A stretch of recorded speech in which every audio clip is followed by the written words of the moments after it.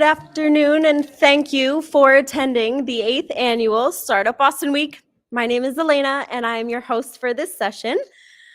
A huge thank you to Suffolk University, Suffolk University's Sawyer Business School for hosting this conference.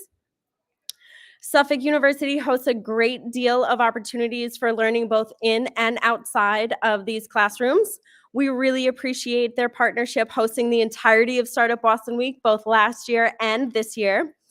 The goal behind Startup Boston Week is to connect the entire greater Boston and New England startup community, all industries, all startup departments, and all bootstrapped and funding stages for 5 straight days of learning and connecting with one another. The team that creates Startup Boston Week is primarily volunteer, and the folks working the conference today are volunteering their time as well, including our panelists. Thank you very much for being here. You're like, thank you for being here today. And thank you all attendees for attending this conference. It is a labor of love, and we appreciate you playing a role in shaping our startup community. Without further ado, just want to ensure everybody is in their right room. So this session is CPOs and CEOs, how to find and nurture a shared vision and relationship. Beautiful. So without further ado, I will kick it off to our wonderful moderator to start our panel. Thank you. Appreciate it. Also, y'all are more than welcome to stay for the party. If you are just so happening to be in the wrong room, we can make it the right room. Yeah, absolutely. Yes. Appreciate you very much. Thank you much for that introduction. I'm Frankie, aka Tank. I will be your moderator for this afternoon. We're gonna be real informal. We're gonna ask some questions, of course, but we're also gonna have a good time. We cool with that? Also, it's Friday Eve. Y'all look, I know it'll be tired. It's been a long day, but like, yeah, that's what I'm talking about. Cool. Welcome to this afternoon session. I am Tank. I am a people operations manager and a director of employee services and HR for a small minority-run firm called Let There Be HR. I'm going to leave it to these two wonderful folks to introduce themselves and tell them a little bit about themselves. Jump right into it. Go ahead. So my name's Stephanie Bishop. I'm the Chief People Officer at Hi Marley. I'm hoping that I'm loud enough. I think I'm loud enough, right? You got it? Okay. I can hear you. Frank's like, yeah, I can hear you. So Hi Marley, we're a startup. We're an insurtech startup in Boston. Mike and I have been working together for close to 7 years now. We're excited to talk to you a little bit more about having a shared vision and nurturing. I'm not sure if there's anything more that anyone wants to hear about my background. What did I miss, Frank? Keep me honest. What's your favorite color? Did you Expect that. What's your favorite food? What's your favorite? What's the best place? All right. You're I will say my background. I grew up in recruiting, and so that is where I came from. Like 20 years of recruiting experience, and now I have the privilege of working sort of all over people operations, and yeah, that's my background. Awesome. And Mike Green, co-founder, CEO of Hi Marley. Hi Marley is my second startup. And my first one was all about making a few bucks. To be honest, there was no mission or purpose or intent on values or culture. It wasn't like an evil company, but it probably sounds that way. But there was just no intent. I think it was like, I'm going to go do something I think I'm pretty good at and make a few bucks. And it was fine, right? And we got bought by another company, and I stayed there for seven years. I had 3 daughters along that time, and then a few kind of life moments that changed things for me that kind of drove me to be a little more mission-driven. 7 years ago, we were just reminiscing about this. Started Hi Marley with more purpose this time around. So we've got this slogan: we're trying to make insurance lovable. Which gets a laugh usually when people talk about that. But it's real. It's something that we're working on, and we're trying to do that through empowering this insurance industry to communicate more simply with customers. We think, love starts with trust, and trust starts with communication. So let's at least start making this, grumpy old uncle of an insurance industry communicate better. And so, that's why we're here today. Awesome. Yeah. Thank you both. My favorite color is pink. No. Let's just get ready. My favorite food, baked mac and cheese. It can't be like runny in the middle either. It gotta be like, I need like 6 cheeses in there. And yeah, a little crunchy at the top. Yeah. I'm just as excited to be up here as you all are in this room, because I've never had one of these positions before. So I'm about to ask a bunch of questions that I'm very excited about and learn a whole lot along with all of you. So we're going to jump right into it with a question that I've been excited to ask. What are some of the things an HR leader needs to ask a CEO during an interview process on either side? So I'll start, and then, well, yeah, Mike was saying that we were reflecting back on our journey together, and I was laughing at this question when I was thinking about it. So I was like, I was definitely not savvy enough 7 years ago to even be thinking like, what is going to be our shared vision? So the benefit of hindsight now is being able to look back and really kind of think about that. Thankfully, there was some strong intuition that was going on when we were interviewing together. I think to me, it's 3 things, like vision and values. I think you can ask the question flat out, right? Like, what's your vision for 3 to 5 years? And of course, you're going to get a great answer. But I think it's also like listening to the thing under the thing with most things, right? And understanding if this is something that you can really latch onto. I think these roles are hard. I think HR is hard. I think leading a company is hard. So it's like, is this a purpose? Is this a vision that you're going to be able to be passionate about? And every single morning when you wake up, you're thinking about that thing to continue to just drive towards that vision.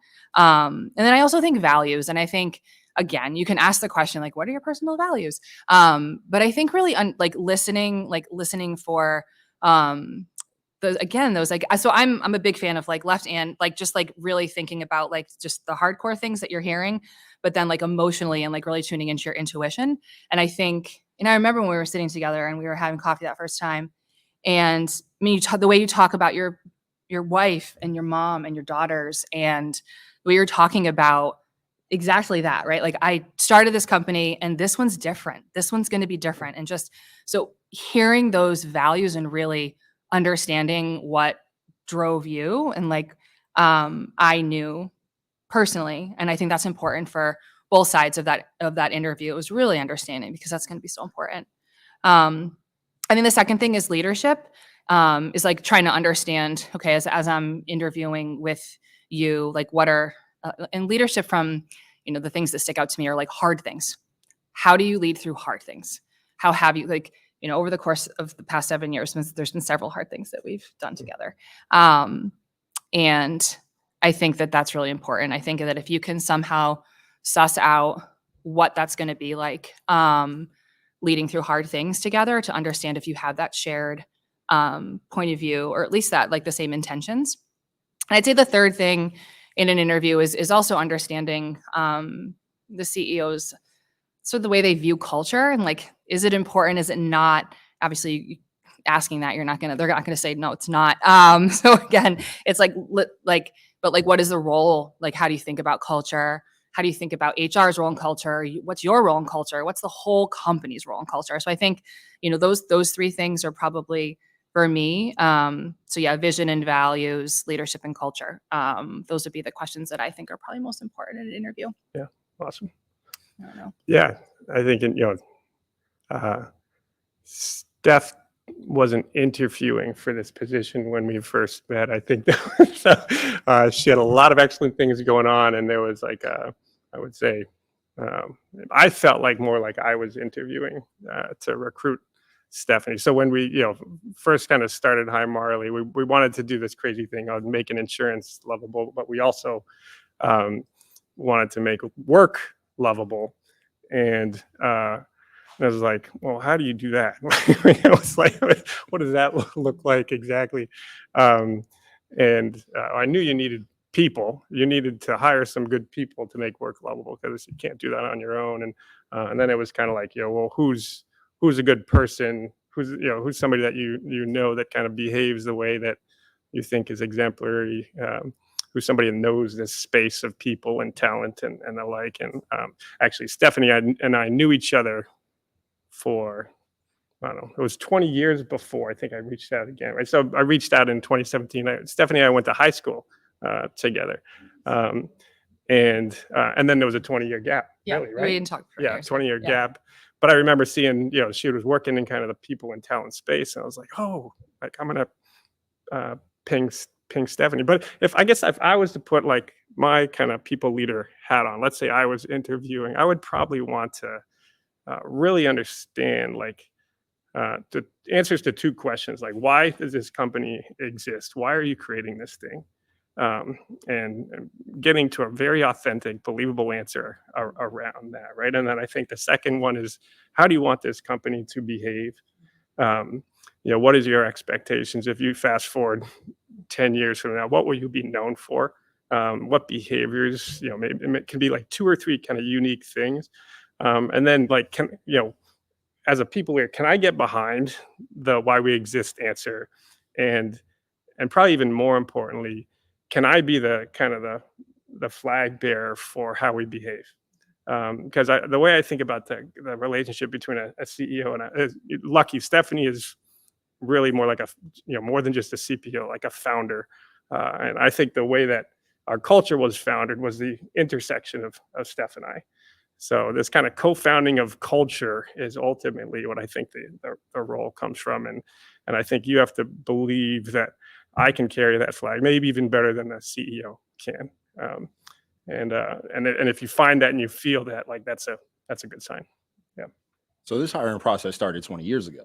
20 years ago. That's what I 20 heard. Yeah. No, that's really cool. And Yeah. you mentioned a few times already the tenure of your working relationship. Now, your working bond is really important because it does have an immediate impact on everybody else in the organization.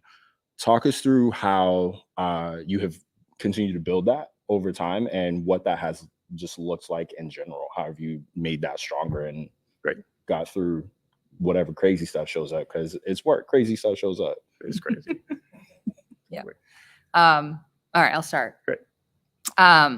So again, I think there's like 3 things. I think the first one is under the topic of know thyself. I think for Mike and I, this has been something that I also think that we're always, thankfully, like we're always trying to get better, and we never think we're like always ask how can we be how could I have been 10% better? Like how can I? And I think never and there's a detriment to that too, where it's just like I'm just like always sort of feel like not so great, but That imposter syndrome, boy. That's crazy. But I will say, like, I think of a few things, like the Enneagram. So Mike and I geek out on the Enneagram, which has been so helpful to like understand ourselves and like how we're motivated and how we show up. And, I think it's also given us like a vocabulary. And then we did share this with the entire company. I think, not everyone's going to latch onto the same things that you latch onto. So it is one of the things where we feel like it's helped us a lot, understand ourselves and like be able to work together. I also I'll say like, oh, I'm below the line. Like I'm not Enneagram 9, like not being so hot right now. I also think that, knowing our strengths and weakness, like I was thinking about it today. So Mike and I, we're in the office today and we're talking about, sort of like strengths and weaknesses, right? That like where we show up and just like, oh yeah, like we're talking about just like always sort of like understanding that and just like, how can we, and sort of always sort of talking about those things so that we can continue to kind of cultivate that relationship. And again, like knowing thyself to be better. And I will say so there's one tactical thing that like was so helpful for me. This came out of the Enneagram a little bit too. So Mike, and we were talking about this today too, Mike, his orientation to time is in the future. So whenever we're talking about something, and like this went on for years, where he would say, we'd be like, okay, we're gonna do this thing. And I'd be like, great. And I would go, and he was like, I was talking like in 3 years. Like that's like great. So I sort of felt like, and my orientation to time is I'm very present. And it's actually difficult for me to think like really far into the future. And so we sort of help each other with that. And I think it's a good, and we understand that, right? Like we're sort of like learning this about ourselves, and sort of leaning. And so we came up with a little tactical thing where it's like, okay, Steph, I'll tell you if it's urgent and important, or if it's not urgent and important. So we sort of like use that as a way to understand, like he's telling me something, I'm not going to go run off and, throw everything else to the wayside. So that's been helpful. What else? Yeah. That know thyself one is a big one, I think. And then finding finding people that make you better, finding people that help you become even more yourself. I think I remember it was probably a couple years in, and we were knowing thyself. We were learning about ourselves, learning about each other. And I remember sitting with Stephanie, and it was another early Brian Ginsberg, another early team member. And I think Stephanie has this amazing way of like delivering feedback in this approach that doesn't create like that defense mechanism that like kicks it. Anyway, I Depends on who you ask. Are you telling on yourself, Mike? I still am like working on that skill set, but she's exceptional. And there was like a line she said at one point, and she wasn't necessarily directing it directly at me, but she talked about this kind of clear is kind Brene Brown. piece of feedback. But you inserted it at the perfect moment, like when I was kind of questioning things, and like it was like this moment where I was like, oh my gosh, like I'm not kind, like I'm not being kind, right?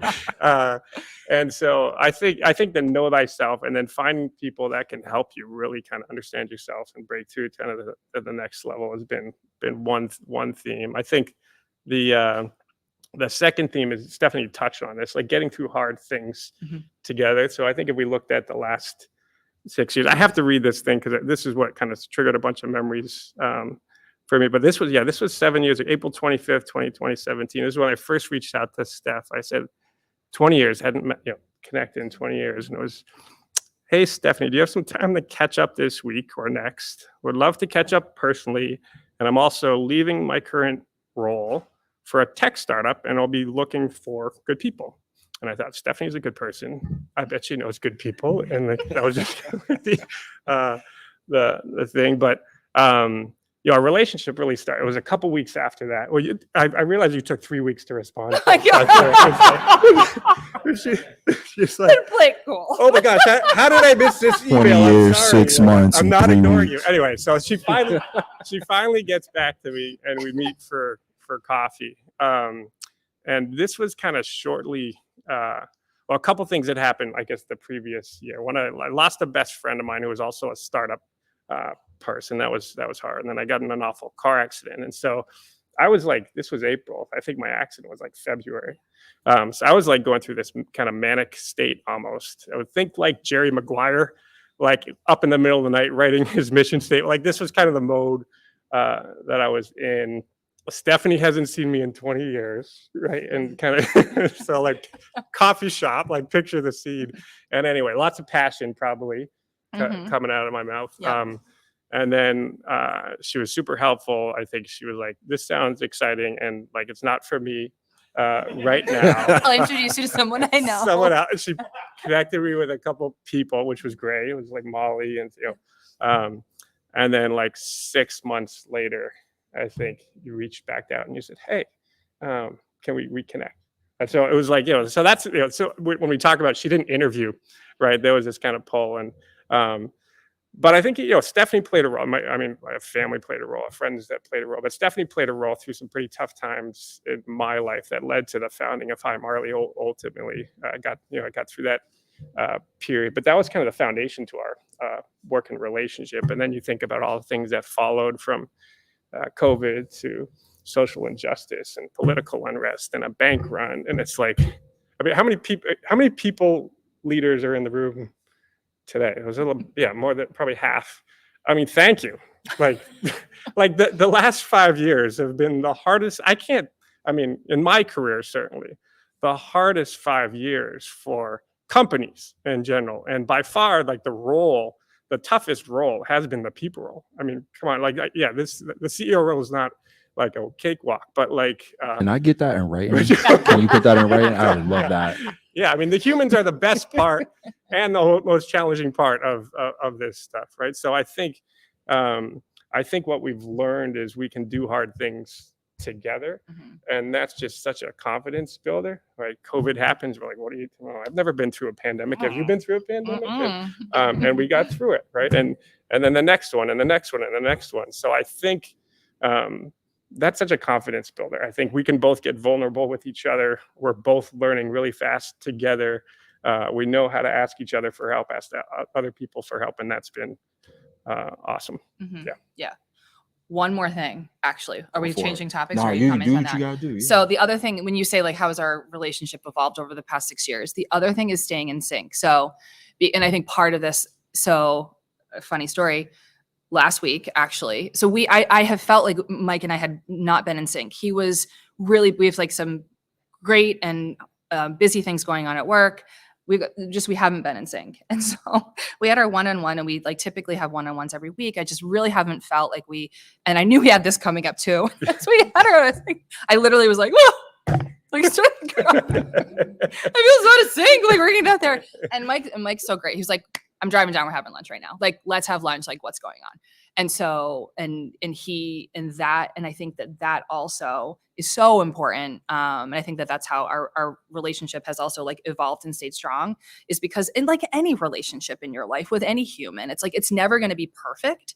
And it's like, you're going to get, if you don't put the work in of like staying in sync, you're going to fall out, but that's okay. Like, I think it's like, it's also just like, okay, like I need help right now. We got to like have our little, we calls it like our connect over coffee. Like, I needed a moment. And I think that's really helped us as like continue to grow together. Totally. Yeah. I think that's a hack for sure. Like just a weekly connect. I think it's oftentimes good to get out of the office. And I think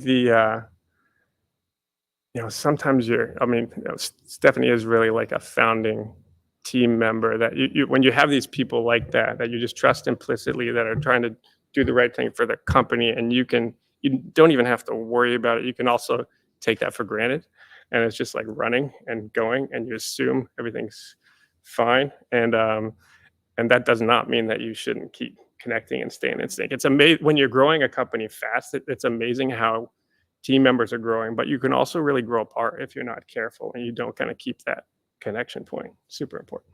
Well, this is actually pretty much on topic for the next question, because there is and has been for some time, especially in the tech verse, in the people space, the conversation of culture, a feedback culture, right? And I think so many people approach that so many different ways, some not so fun, and I'm sure a number of us have been on both ends of that. We won't admit we were the perpetrator, but we might have come off the wrong way to somebody at some point. You two have a established working relationship for sure at this point.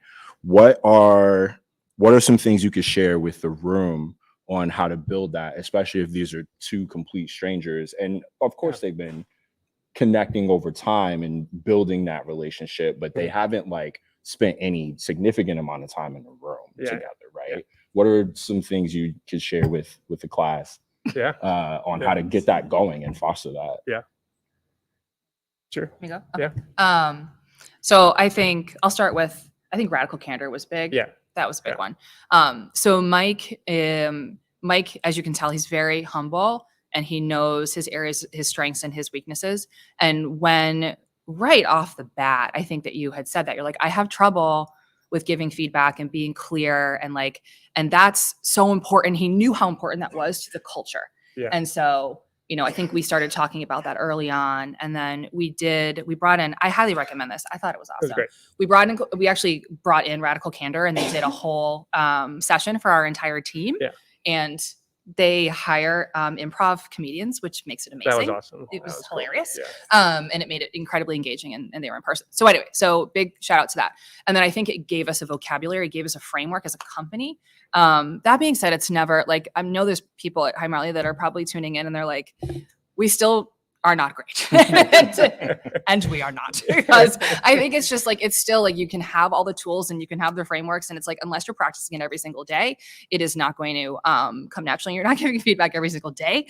That being said, I do think it's helpful to at least have, like, it can be so emotional. Like, it's so emotional to give feedback. You don't want to hurt the person's feelings. And so then you end up being like, so I think that's been super helpful. I think for you and I do think that it's like the 10% better thing. I think you and I, we did it today, right? Yeah. We're talking about something and like, well, all right, great. Like, how could that have been 10% better? And so I think that's like a nice way to be able to just get these bite-sized pieces of feedback, and you just sort of like, then you just come to expect it and come to ask the question. And yeah. What do you think? Yeah, I love that. I think there's there's the two sides to the feedback. There's the giving it. And when I talked about Stephanie's exceptional at delivering that feedback, and then there's the receiving of it. I think it was just 2 weeks ago that we were in a leadership team meeting, and we had 5 minutes left, and somebody was, one of our team members, I got one more topic, and it brought it up, and it was a topic I wasn't prepared for, and I got defensive, like on the feedback, and that's like absolutely the worst thing you can do, right? Because then you're creating kind of a culture where maybe they're not going to bring that up next time, and so I think part of it is like how to deliver feedback. I love the diamonds Diamonds and hearts, spades. spades Yeah. methodology. Where you deliver a diamond is like a really pointed piece of feedback, very specific, very clear. A spade is kind of the opposite of that. It's constructive feedback, but very specific and very clear. So we've practiced some of that. But I think the other side of the coin is like, how do you receive it? How do you not get defensive? Because I think when we start doing that and other people get defensive, then people aren't going to bring it up. And then what happens is triangulation, kind of gossip type culture. And that's like the worst. So I think those are probably the biggest learnings that we've had. I think when I was a retail manager for a good number of years before this. And when I first became a manager, when I was early teens, and that was way too much responsibility for me because I play too much. The first thing my manager told me to be a good leader was to shut the up. Be prepared to listen. He said it just like that, straight to my face. It's like, be ready to listen, because defensiveness, it's usually autopilot. Yeah. And you're like, I wasn't ready for this. Why did you what's going on? And you want to answer it, and you want to be thoughtful in that answer, and you again, try not to step on toes, hurt feelings. Totally. But sometimes just chilling out and being quiet gets the job done. And that has helped a lot because I also like to just talk to people. Yeah. So I had to learn to be quiet, and that, and the word no is a really good word to practice. Like if you get feedback, you just say no. That too. No, no, just, sometimes you have to kind of step up and say, be transparent. I wasn't prepared for that, or I haven't fully thought about that yet. And I think building that level of autonomy, it does sprinkle around slowly, surely. At least that's the goal. Obviously be polite and kind and all those fun things about it. But that was something that that's one of the reasons why I wanted to ask that question, because there's a lot of us who will be entering that space at some point, and you have to build that from scratch. Yeah, totally. And on the topic, you have a question. What's up?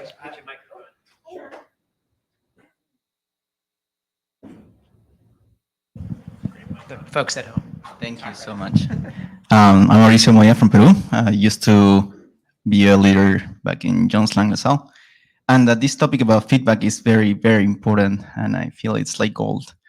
To your point, Hank, shut it up, it's very important sometimes, but keeping the communication open like you guys are handling, it's even more productive.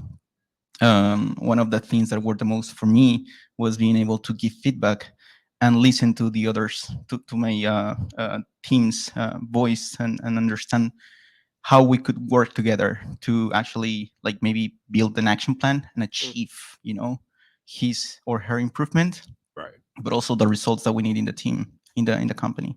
So that's my point of view. Absolutely. No, I mean, being quiet for sure is important, but definitely like not shutting down completely. There's a balance, and you got to know which side you have to lean towards in a specific moment. Yeah. I see you back there.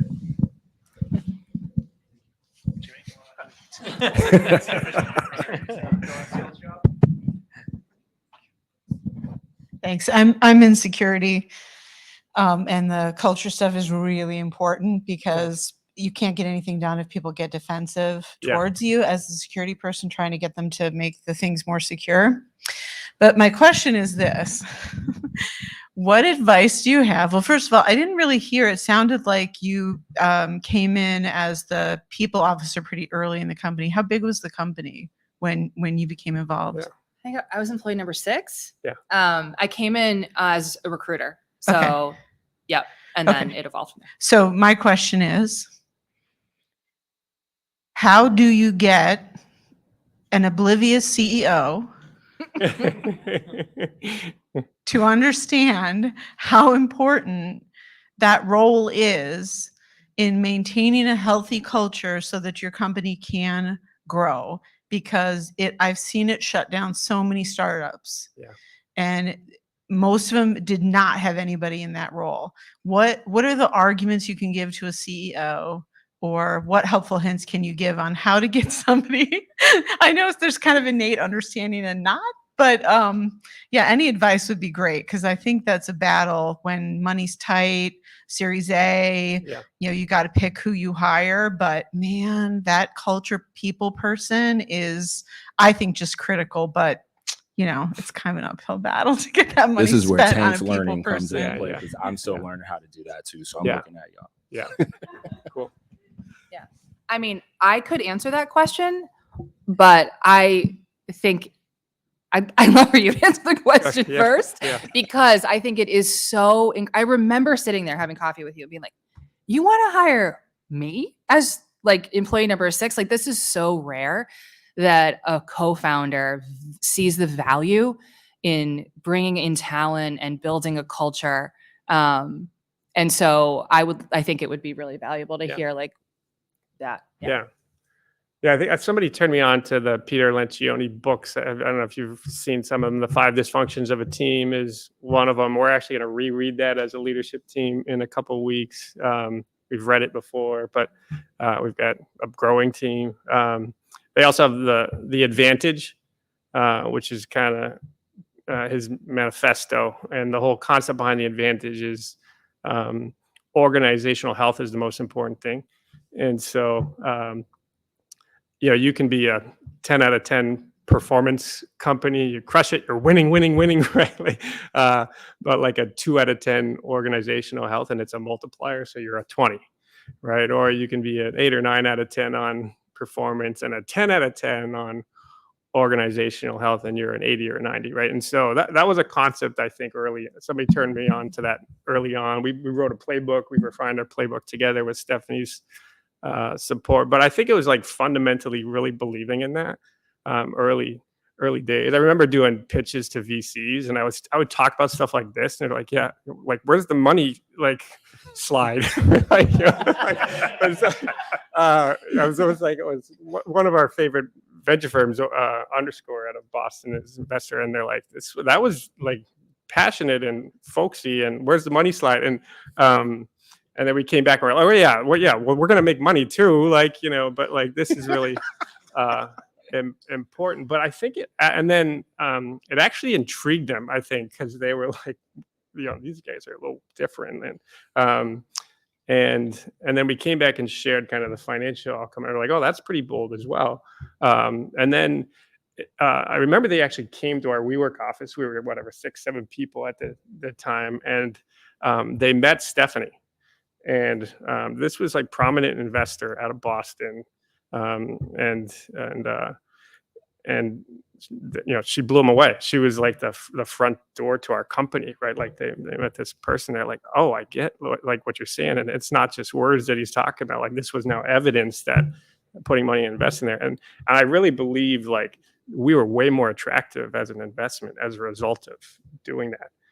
I think if you were to ask them today, they would say that's been a differentiator for us. So, I think the case, I think you need someone, maybe have them read the 5 Dysfunctions or the Advantage.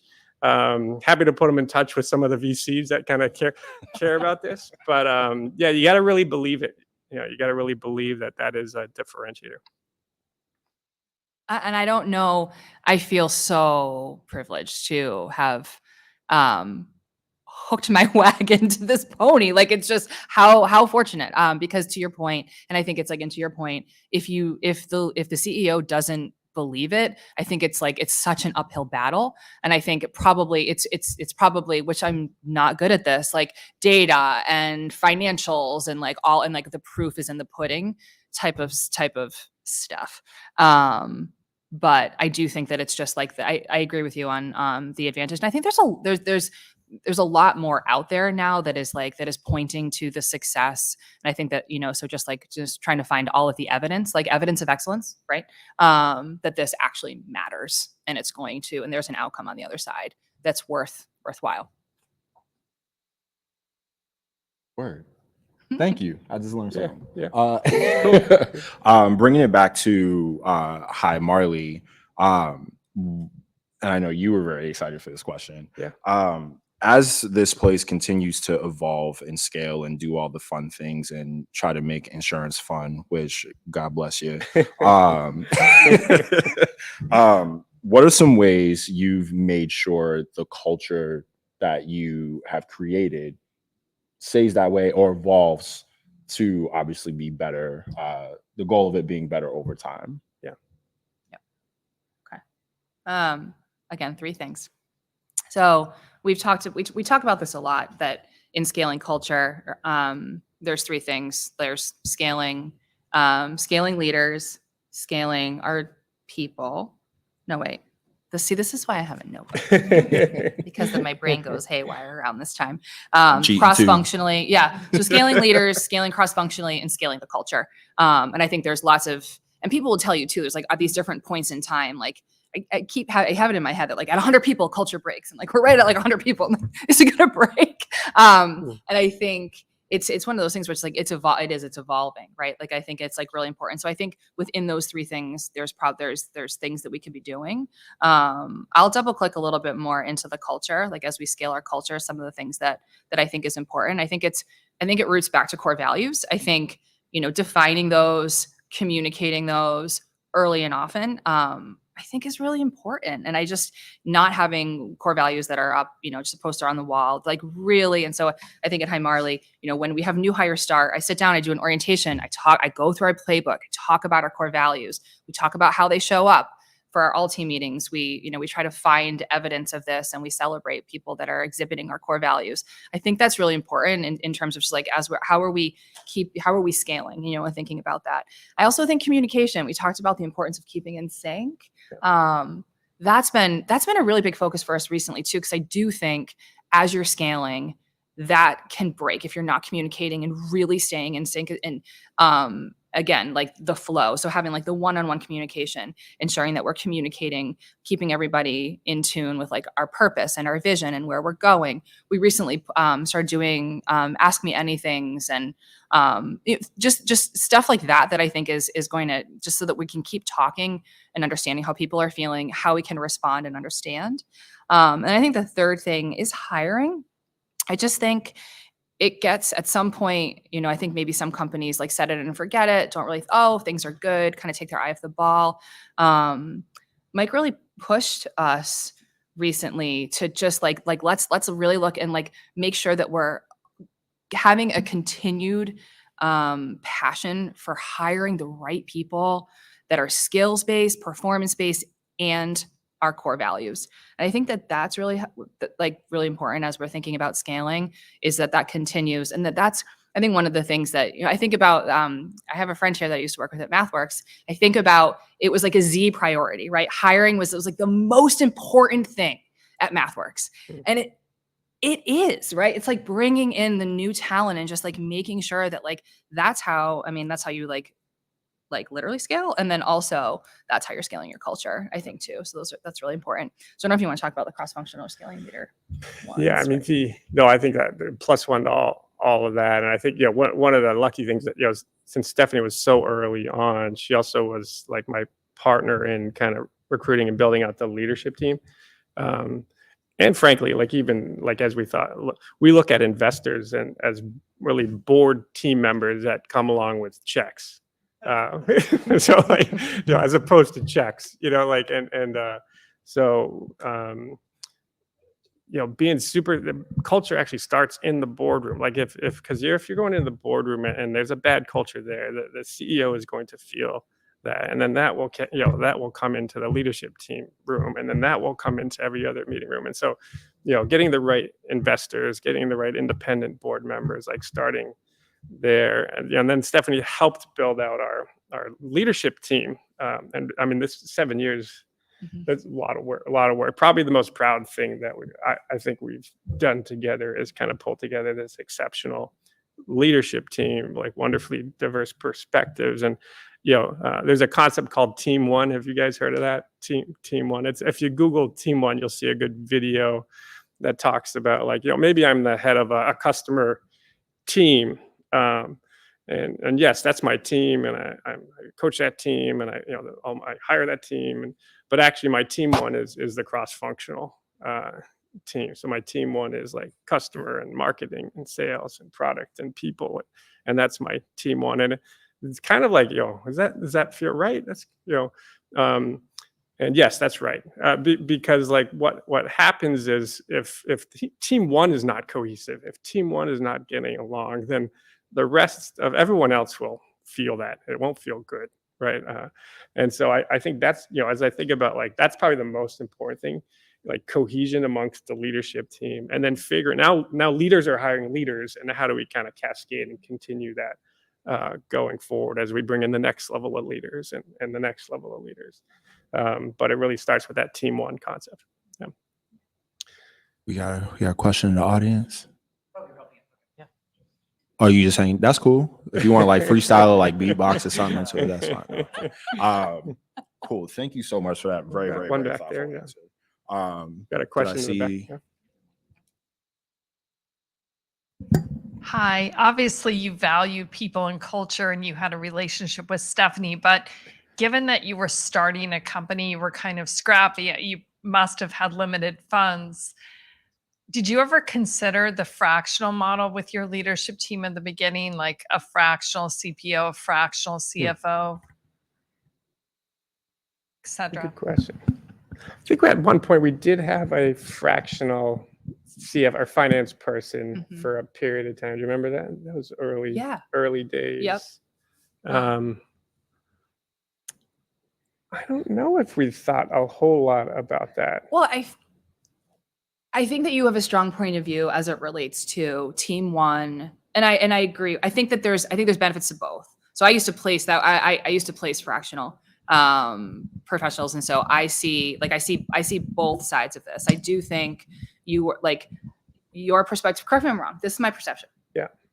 Is that like in this startup mode, like we are in, like you sort of wanted everyone waking up every morning thinking about Hi Marley and the challenges that we were going to take.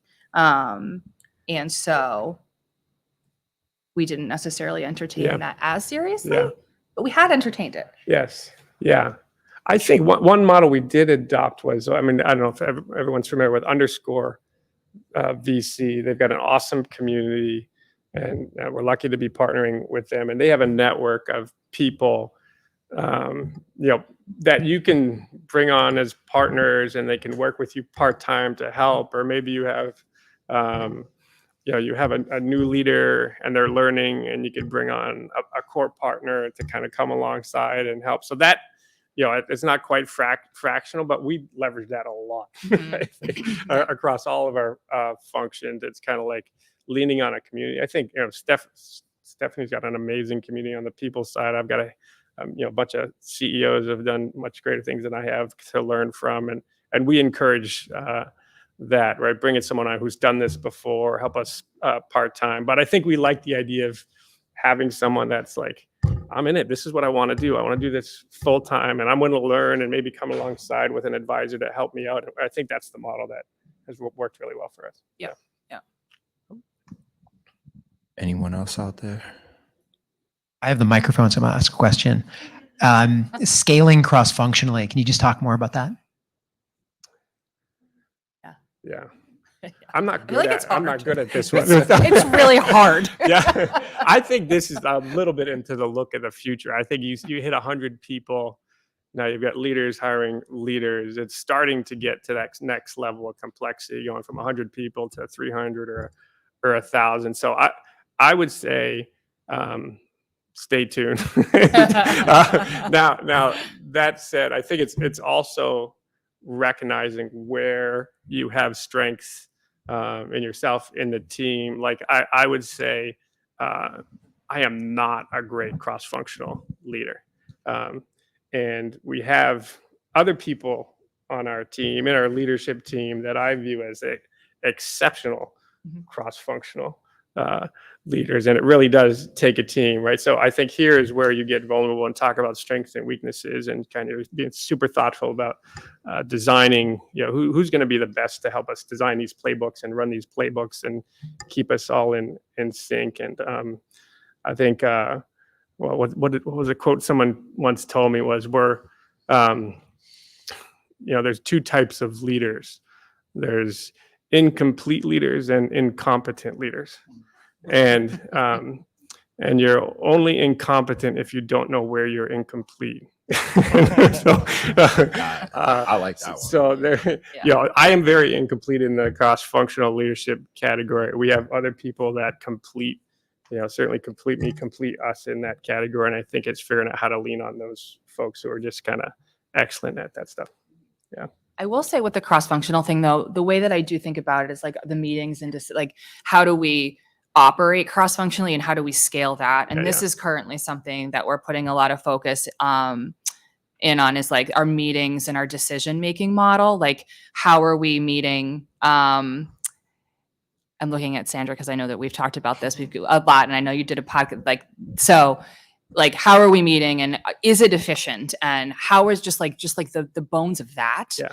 And then also, how do we make decisions? Like, this has been something, it's just, and it's so funny. 'Cause it's just like, it seems so basic, but it's not. And I think that we have found that there's like opportunities where we can improve. And so we're focusing on that as a hope that, like, as we're sort of like looking at around the corner, and we're like, okay, let's try to get our house in order for this next phase. And like, let's get our, like, sort of like those principles in place and rules of the road. But it's funny because it's like at 100 people, like, we're not big enough. We want enough structure so that we can move faster. Right. Let's like smooth the road out so we can move quickly, but not so constrained, because we're not this big company and we don't want to be constrained in that way. So it's finding that like sweet spot.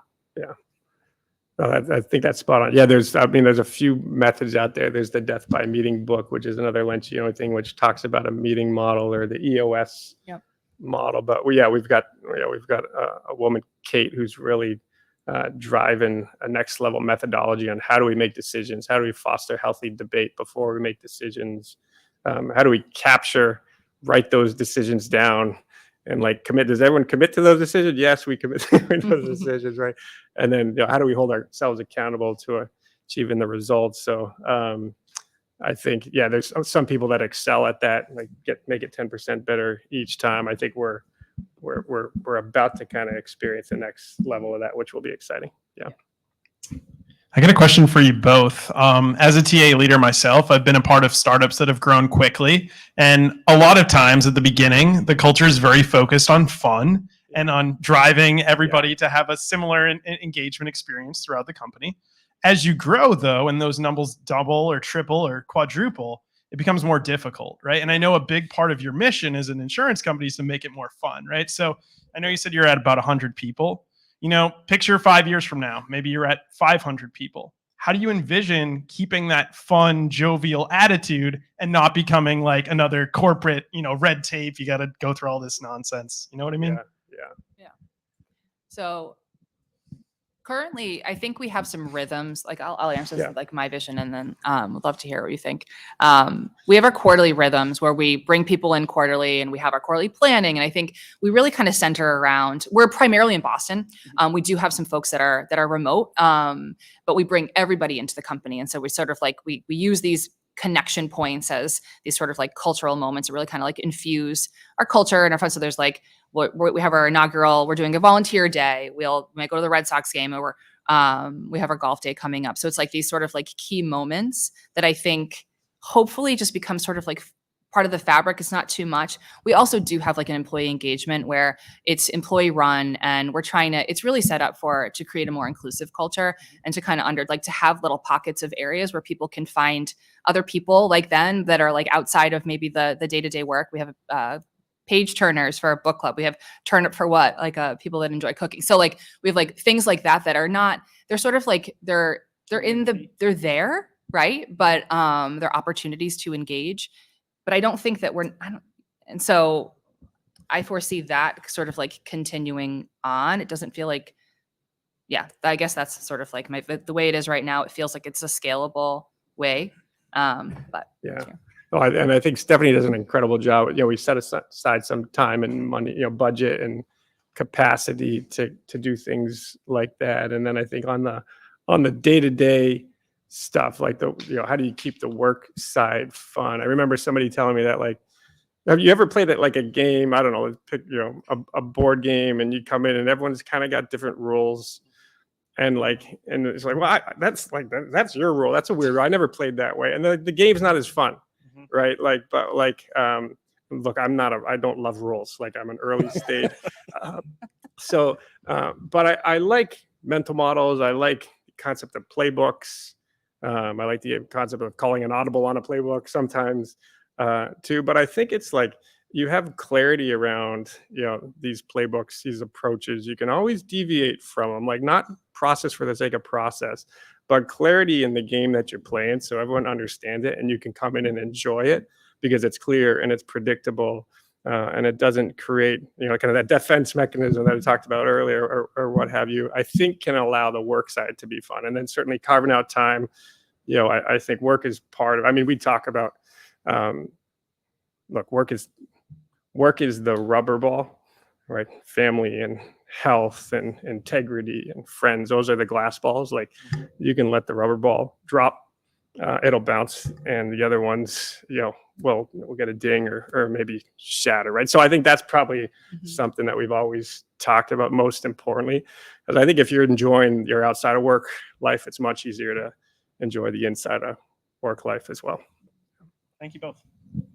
I think we had. I stole it.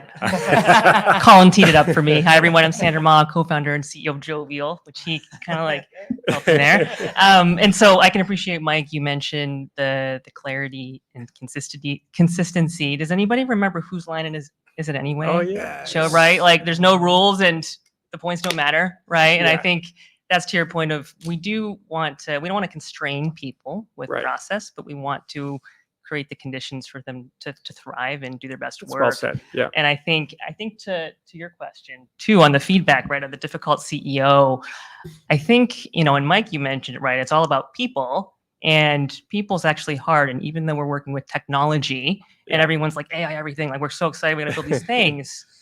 It's the people behind the technology that we have to actually cultivate and care about. And we're emotional creatures. We're all human. And so you actually have to speak to the emotion to change someone's mind before you can get them to act. But I did have a question as well. And so I think, Steph, you mentioned, you and Mike have a lot of history. You've gone through a lot of hard times. And so I'd love to hear a story of one of those hard times and really how you approached that and got through to the other side. We on the same page. That's literally, I'm looking at the question. So thank you for that. You took all the pressure off. Inception. Which one should we pick? There's lots to choose from. Yeah. Do you have a favorite? I don't know. A favorite horrible time. I'm going to share one personally, the way that Mike shows up for when he talks about glass and rubber balls. And then I want to talk about one that we work through together. Because I also think that there's a question that part of our prep was like a disagreement and how'd you work through a disagreement, and that can also be a challenging time, right? Well, I do remember. So my youngest daughter had some health stuff, and she ended up in the hospital last year, and it was pretty significant stuff. And I remember it's sometimes I think when you're in that mode, you're in fight or flight, and you're just you forget that you literally you drove to Rhode Island, which is where I lived, and you're you cannot, you have to take a break. You have to stay with Nora. Nora had several strokes, and she was she had brain surgery. It was, and I was no, I'm good. I can come back. It's going to be great. And I think having a leader, to your point, humans, and it's and sometimes even I'm a people leader, and I did not know that for myself. I needed, and so I think, Mike just is good through and through and knows the right thing to do, and is a leader in that way. And so I think that is enormous. And so I know I've thanked you before. I'm gonna thank you again. Other hard things, I don't know. I'm trying to think of like, I mean, some of the things that we have talked about is like, deciding whether to come back to work, the hybrid, like going through that decision together. Yeah. I think that was hard. Yeah. Lots of points of view on that one. That was really hard. Yeah. So we, obviously in 2020, we were a 4-day a week in the office company. When the pandemic hit, we all went home. Then we were deciding what we were going to do. Are we going to come back? And like just really kind of going through that. I'd love to hear your perspective, but my perspective, we just didn't know what the hell was the right thing to do. And it just felt like we're weighing all these different things. Just like, what's the right thing for the business? What's the thing for our people? What's the right thing for, our people's like health and well-being? What's the right thing? It's hard to like, what's the right thing for each of us? Yeah. And like, how do you parse that out and then just like make the right decision, the right long-term decision, evaluating all of those things. And I just have to say, I think, when Mike and I are maybe in differing sides of the field, when we're trying to figure out what the right thing to do is, we do challenge each other. I think because we do bring in different points of view, like he's a very long-term thinker, I'm a very present thinker. I think we just ask each other hard questions. We just won't, I think that's sort of just like, continuing to understand each other's points of view. And also, Totally. yeah. So I don't know. Yeah.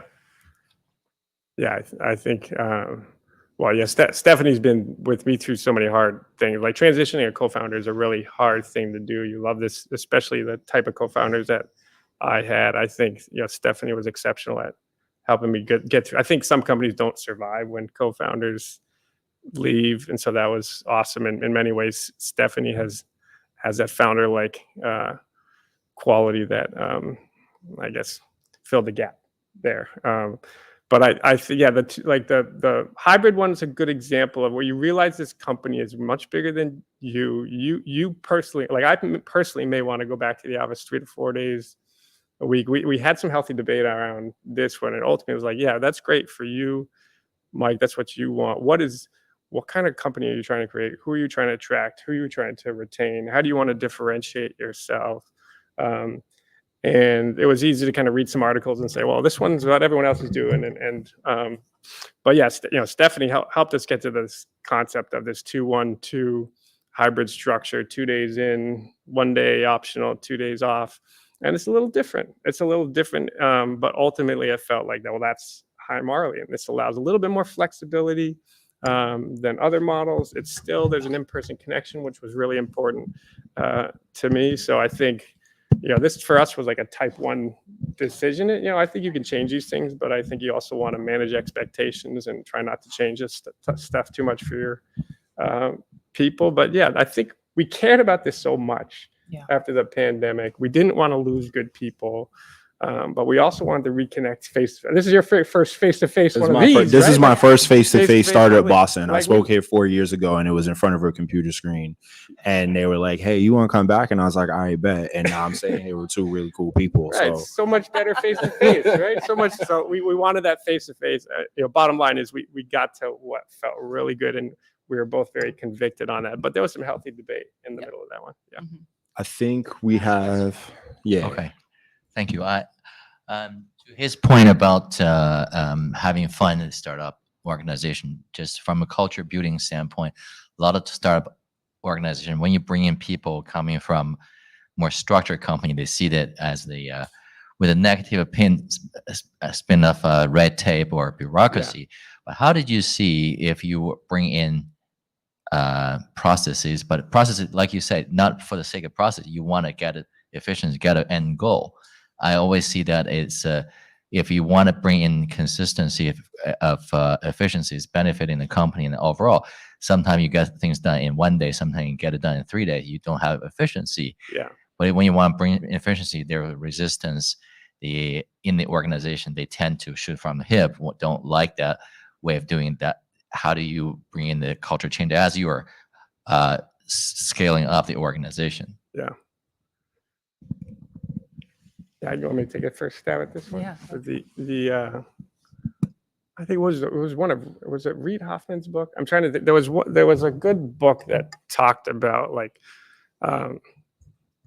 yeah, you can create process and that creates clarity. But if you have a clear vision that you can articulate to the company really well, a 3-year vision, a 1-year set of goals, and then if you have the right people in the right seats doing the right thing with the right intentions, you actually need less process. Because everybody kind of knows where the bus is going. The roles are really clear. Like, here's my role. Here's the mission of my role. People know who's doing what. You've created a forum where you can bring the right people in the room to pressure test a decision, and things move faster. Now, I think if you don't have a clear vision, if you don't have the right people in the right roles with the right intentions, then you almost need to create this process. That's not fun. That's the opposite of fun, right?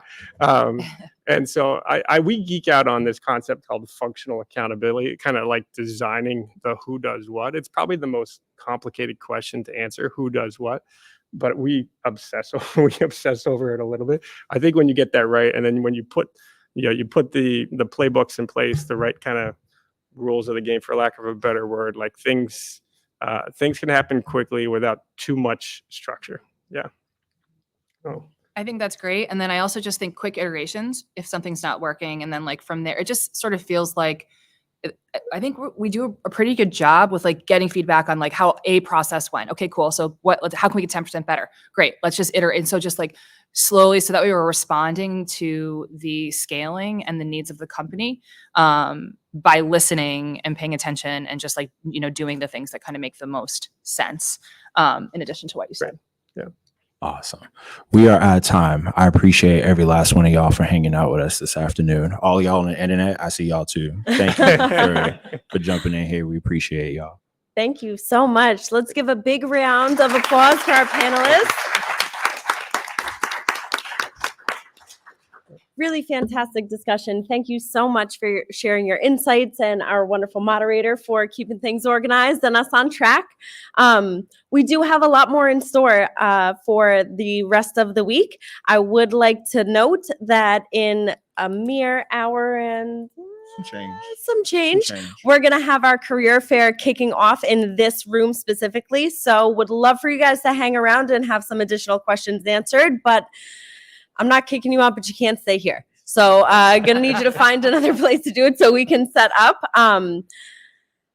Lastly, for those of you in early stages of your startup, this Friday, you'll get an opportunity to share your venture at the Startup Boston Week closing party. Check out the Startup Showcase open mic information at the welcome desk right in that front lobby over there to learn more.